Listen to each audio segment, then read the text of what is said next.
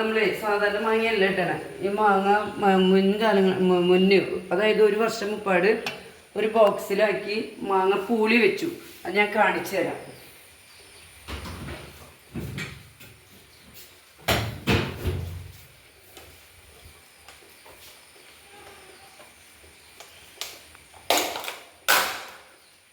നമ്മളിതിങ്ങനെ പൂളാക്കി വെച്ചെന്താണ് കേട്ടോ, തൊലി കളയാണ്ട്. തൊലി കളഞ്ഞാൽ ഇങ്ങനെ നമുക്ക് ഫ്രഷായിട്ട് കിട്ടില്ല.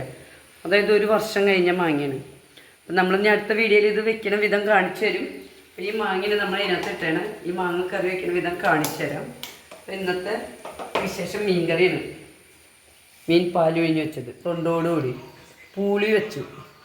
അപ്പം ഇന്ന് നമ്മളിത് നോക്കി ട്രയലടിച്ചതിന് ശേഷം നല്ല കറിയാണെന്ന് നോക്കിയതിന് ശേഷമേ നമ്മളിത് വീഡിയോയ്ക്ക് ഇത് ഇടുള്ളൂ. അപ്പം ഇന്ന് നമുക്ക് മീൻ കറിയാണ് കേട്ടോ. ഇപ്പം നമ്മൾ ജോലിക്ക് പോകാറായി. ചോറുണ്ണാനുള്ളതാണ്. ചോറ് കൊണ്ടുപോകണം.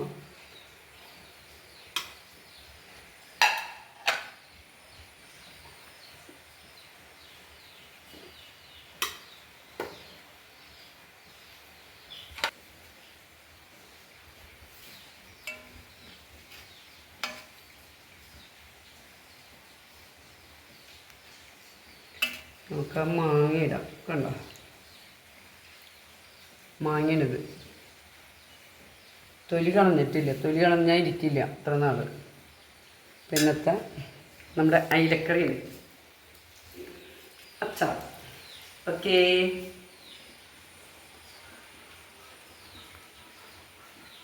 ഞാൻ ജോലിക്ക് കൊണ്ടുപോകണം കേട്ടോ. ചോറ് മീൻ കറി തലേ ദിവസം മീൻ മേടിച്ച് വയ്ക്കും. മീൻ കറി വയ്ക്കുന്ന ദിവസം. അപ്പോഴാണ് നമുക്ക് പാത്രം വലുതാണ്, പക്ഷെ ചോറ് അധികം ഇടില്ല കേട്ടോ. ഇതാണ് നമ്മൾ ഇന്നത്തെ ചോറ്. അതിൽ ചെറിയൊരു അച്ചാർ.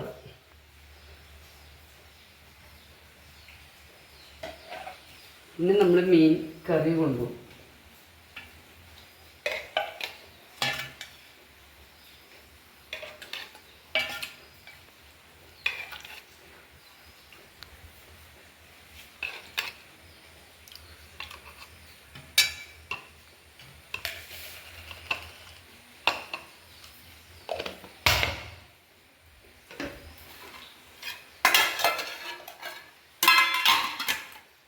നമ്മുടെ ചോറ്, നമ്മുടെ മീൻകറി ഇന്ന് ഉച്ചത്തേക്കുള്ളത്.